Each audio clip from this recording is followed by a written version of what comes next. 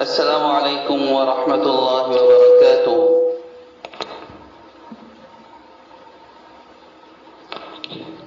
الحمد للہ رب العالمین والصلاة والسلام على سید الانبیاء والمرسلین سید الاولین والآخرین وحبیب رب العالمین امام المتقین خاتم النبیین رحمت للعالمین شفیع المذنبین سیدنا و مولانا و شفیعنا و حبیبنا محمد بن عبد اللہ الامین وعلى آلہ و صحبہ اجمعین ومن تبعهم بإحسان الى یوم الدین واحشرنا فی زمرتهم اجمعین آمین یا رب العالمین۔ سامعین محترم، یہ ہماری احکام اور مسائل کی مجلس زکوٰۃ کے مسائل سے متعلق ہے۔ ماقبل کی مجلسوں میں سونے چاندی کی زکوٰۃ اور روپے پیسے کی بینک بیلنس وغیرہ کی زکوٰۃ اور تجارت کی زکوٰۃ کے مسائل ہمارے سامنے آ گئے۔ اب کچھ مسائل یہ حالیہ اور جدید مسائل سے متعلق کچھ باتیں، جیسے کہ پی ایف کی زکوٰۃ، پگڑی اور ڈپازٹ کی رقم وغیرہ کی زکوٰۃ، اس پر کچھ باتیں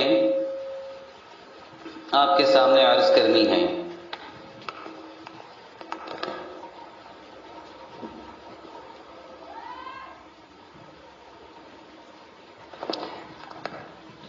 تو سب سے پہلے ہم پی ایف کی زکوٰۃ کے تعلق سے چند مسائل آپ کے سامنے عرض کرتے ہیں۔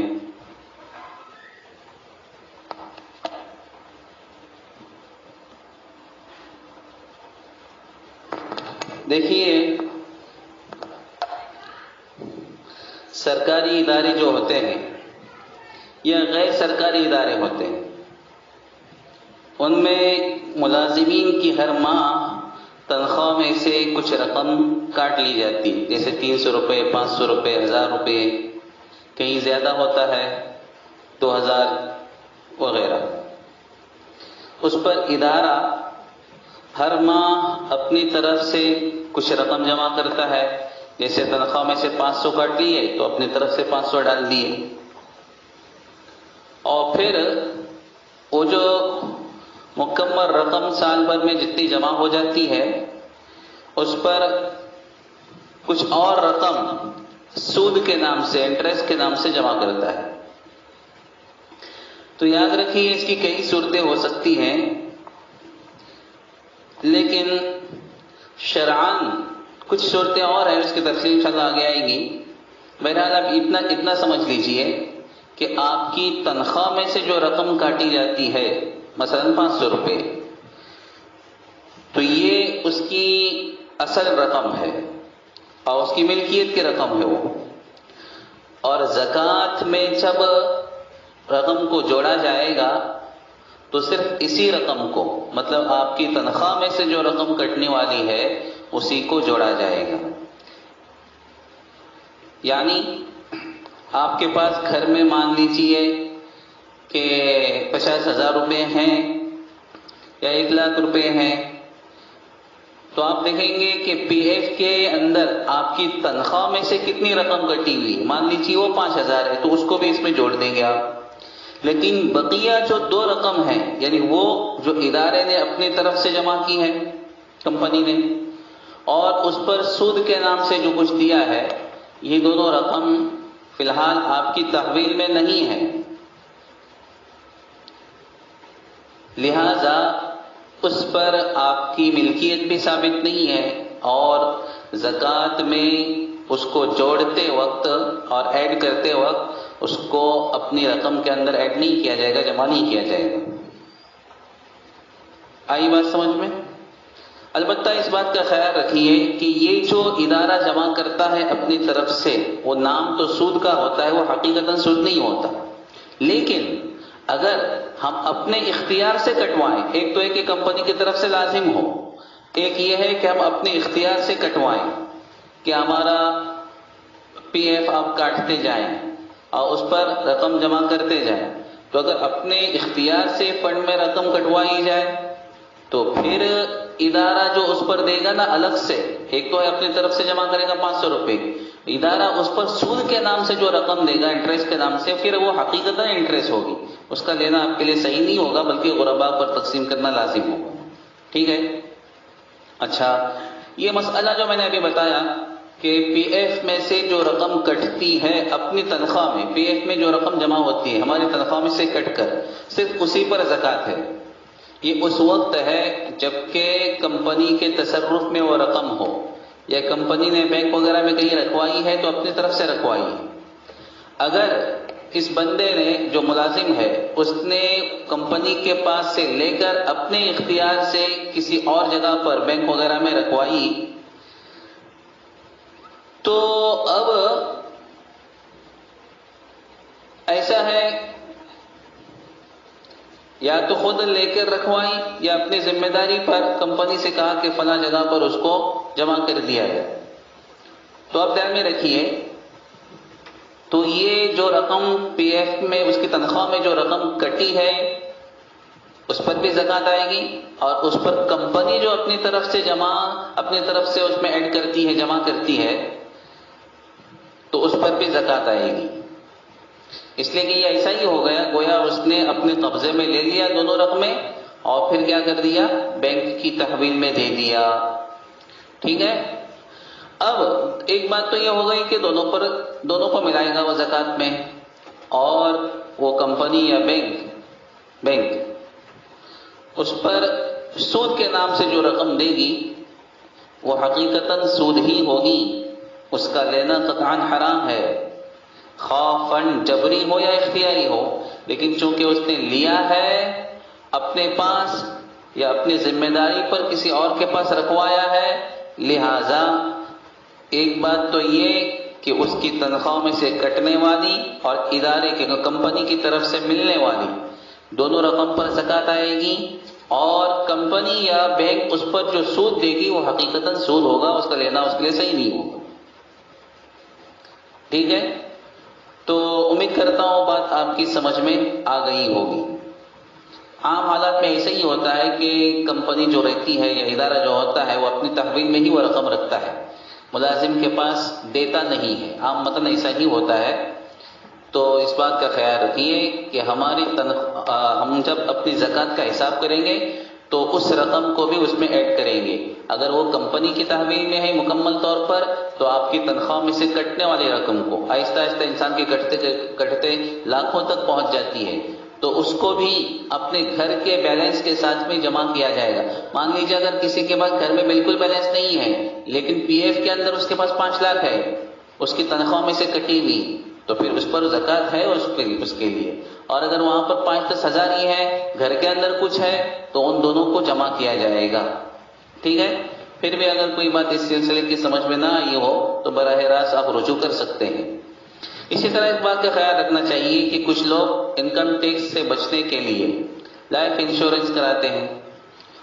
تو ایسی صورت میں جو رقم جمع کراتے ہیں بیمہ کمپنیوں کے پاس تو اس پر بھی زکوٰۃ واجب ہوتی ہے، اس لیے کہ وہ امانت کے حکم میں ہوتی ہے. وہ کس کے حکم میں ہوتی ہے؟ امانت کے حکم میں ہوتی ہے، لہذا اس پر بھی زکوٰۃ واجب ہوگی. پگڑی اور ڈپازٹ کی رقم پر زکوٰۃ کا حکم کیا ہے؟ مکان یا دکان کا کرایہ دیتے وقت مالک ایک رقم ڈپازٹ کے نام سے لیتا ہے، اور جب وہ مکان واپس کیا جاتا ہے یا دکان واپس کیا جاتا ہے تو وہ رقم بھی واپس مل جاتی ہے. اب یہ جو رقم کرایہ دار نے دیا ہے اور مالک کے مکان یا مالک کے دکان نے لیا ہے، اس کا حکم کیا ہے؟ اس کی 2 صورتیں، یا تو وہ امانت ہے یا قرض ہے. ٹھیک ہے. یا تو وہ کیا ہے؟ امانت ہے یا پھر قرض ہے. دونوں صورتوں میں یا تو اس کو آپ امانت مانے تب بھی اور قرض مانے تب بھی جس نے رقم دیا ہے، دینے والا مطلب جو کرایہ دار ہے، اس پر اس کی زکوٰۃ ضروری ہے. ٹھیک ہے، یعنی اس کو بھی زکوٰۃ کے لیے ایڈ کرے گا وہ اپنے دیگر مال کے ساتھ میں. گھر میں اس کے اگر 25,000 ہے اور 25,000 اس نے ڈپازٹ دیا ہے، دونوں کو جمع کر کے زکوٰۃ دے گا، اس لیے کہ یہ رقم اس کو واپس ملنے والی ہے.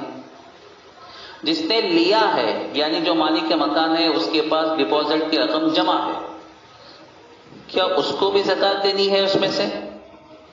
تو دیکھیے، اگر اس نے بطور امانت کے لیا ہے، امانت مان کے لیا ہے، تو امانت کا مطلب یہ کہ وہ اس کا مالک نہیں ہے، اس کو خرچ نہیں کر سکتا ہو، لہذا اس پر زکوٰۃ نہیں آئے گی. ہاں، لیکن اگر اس نے قرض مان کے لیا ہے، اس نے اس کو قرض مان کے لیا ہے، تو پھر اس میں سے وہ خرچ کر سکتا ہے، اور گویا وہ چیز اس کی ملکیت میں ہے، واپس کرنا ہے اس کو، لیکن فی الحال تو اس کی ملکیت میں ہے، لہذا اس آدمی کو، اس مالک کے مکان کو بھی اس پر زکوٰۃ ادا کرنا ہوگی اگر سال گزر جاتا ہے تو. بات سمجھ میں آئی آپ کی؟ جس نے وہ ڈپازٹ دیا ہے مطلب کرایہ دار، اس پر تو بہر صورت ہے آپ اس کو امانت مانیں یا اس کو آپ قرض مانیں، دونوں صورتوں میں اس کو اس مال کی زکوٰۃ دینی ہے سال گزرنے کے بعد. مطلب یہ کہ اس کا جب بھی سال پورا ہو جائے اس کے بینک بیلنس کا، ضروری نہیں کہ وہ ڈپازٹ رکھنے کے بعد سال پورا ہو، اس سے پہلے سے بھی ہو سکتا ہے. لیکن جس نے لیا ہے مطلب مالک مکان، اس کا کیا حکم ہے؟ اگر اس نے بطور امانت کے لیا ہے تو اس پر زکوٰۃ نہیں ہے، لیکن وہ اس رقم کو خرچ نہیں کر سکتا پھر. اور اگر بطور قرض کے لیا ہے، اس نے قرض مانتا ہے وہ، تو پھر خرچ تو کر سکتا ہے، لیکن اگر 1 سال تک وہ رقم اس کے پاس رہتی ہے تو اس پر زکوٰۃ اس کو ادا کرنی ہے. اگر وہ بقدر نصاب ہے تو، یا اپنے مال کے ساتھ ملا کر بقدر نصاب ہوتی ہے تو. ٹھیک ہے؟ اسی طرح بہت سے مرتبہ پگڑی کی رقم استعمال، پگڑی کی رقم جو ہوتی ہے وہ حق استعمال کی قیمت. اس سے پہلے ایک مسئلہ اور سن لیجیے. کبھی کسی چیز کے بک کراتے ہو، جیسے کہ پہلے ہوتا تھا، زیادہ بھی ہوتا ہے، فون وغیرہ بک کراتے ہو، کچھ پیسہ بطور ڈپازٹ جمع کرنا پڑتا ہے، وہ دراصل پیشگی کرایہ ہوتا ہے. ٹھیک ہے؟ پیشگی کرایہ. تو کرایہ کا مطلب کیا؟ پیشگی کرایہ کا مطلب کیا؟ آپ نے وہ رقم سامنے والے کو دے دی، اب آپ اس کے مالک نہیں ہیں، لہذا اس رقم کو آپ، اس پر زکوٰۃ نہیں آئے گی، اس کو آپ اپنے دیگر بیلنس کے ساتھ جمع نہیں کریں گے، اس پر آپ کو زکوٰۃ نہیں دینی. ہاں، پگڑی، اسی طرح سے پگڑی کی جو رقم ہوتی ہے وہ حق استعمال کی قیمت ہوتی ہے. جو آدمی لیتا ہے وہ اس کا مالک ہو جاتا ہے، لہذا دینے والے پر، جس نے وہ جگہ لی ہے، وہ دکان لیا ہے، جس نے لیا ہے وہ چونکہ رقم دے چکا ہے، حق استعمال کی قیمت ادا کر چکا ہے، اب اس پر گویا اس کی کوئی ملکیت نہیں ہے، لہذا اس پر اس کو زکوٰۃ نہیں دینی ہے. البتہ جس نے لیا تو اس کے پاس وہ رقم اگر سال بھر تک رہتی ہے تو پھر اس پر زکوٰۃ آ سکتی ہے. اسی طرح سے ایک مسئلہ سیونگ سرٹیفکیٹ کا ہے. بہت سی مرتبہ سرکاری کاموں کے انجام دہی کے لیے سیونگ سرٹیفکیٹ لازم کہا جاتا ہے. تو دھیان میں رکھیے، یہ رقم بھی جو ہے نا وہ قرض کے حکم میں ہے. ٹھیک ہے؟ اور آپ کو معلوم ہے کہ جب ہم کسی کو قرض دیتے ہیں تو اس پر بھی زکوٰۃ ادا کرنی ہوتی ہے. لہذا اگر ہماری طرف سے جو رقم جمع کی گئی ہے وہ بقدر نصاب ہے، مطلب 595 گرام چاندی کے برابر ہے، یا ہے تو کم لیکن ہمارے گھر میں جو ہمارے پاس بیلنس ہے اس کے ساتھ ملا کر پھر اتنی ہو جاتی ہے، بقدر نصاب ہو جاتی ہے، تو پھر اس پر زکوٰۃ واجب ہوگی. ٹھیک ہے؟